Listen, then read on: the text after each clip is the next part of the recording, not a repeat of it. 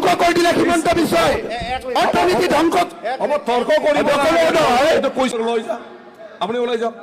যা শুদ্ধ তথ্য দিয়া নাই আপুনি ওলাই যাওক আৰে লৈ যাওক উকিল গগৈ শুদ্ধ তথ্য দিয়া যা শুদ্ধ তথ্য দিব লাগে স্যার সেইটো কথাই কৈছে নহয় জানো আৰু লক লক লক আমি কৈ দিছো ন আমি পাছ কৰি দিছো আপোনালোকে লক লক লক অখিল গগৈ ডাঙৰীয়া এটা কথা আপোনাক স্পষ্ট এক মিনিট আপোনাক এটা কথা মই স্পষ্টভাৱে কৈ দিওঁ যে অসম চৰকাৰ আজি বেলেগৰ মুখাপেক্ষী নহয় জিএছডিপি গ্ৰোথ ইমান বাঢ়িছে যে আমি আজিৰ দিনটোত গ্ৰোথৰ স্যাৰ অসম চৰকাৰে নিজৰ পইচাৰে দৰমহা দিব পাৰো বুলি কৈছিল দৰমহাই দিব নোৱাৰে ক'ত হ'ব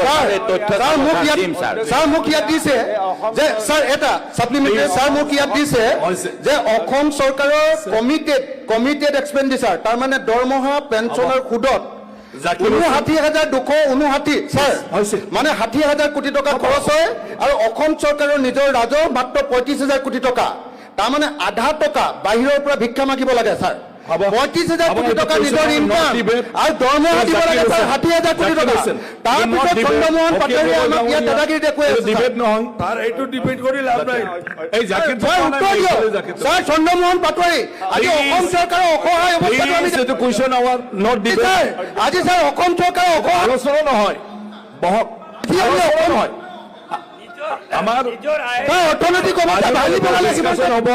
কাৰ্ড মোচনৰ ডিসকাশন হ'ব আপোনালোকে তাত ৰেজ কৰিব প্লিজ প্লিজ স্যাৰ এইটো কুৱেশ্যন আৱাৰ ভাঙি পেলালে স্যাৰ অসমৰ অৰ্থনৈতিক অৱস্থাটো কিমান Please stop, Ukil Gogoi. Please stop. Please stop. Please sit down. Honorable member Manoranjan Dangoria. Please sit down. Zakir Hussain. Zakir Hussain. Are please এনেকুৱা ব্যৱহাৰ কৰিব নালাগে এনেকুৱা ব্যৱহাৰ কৰিব নালাগে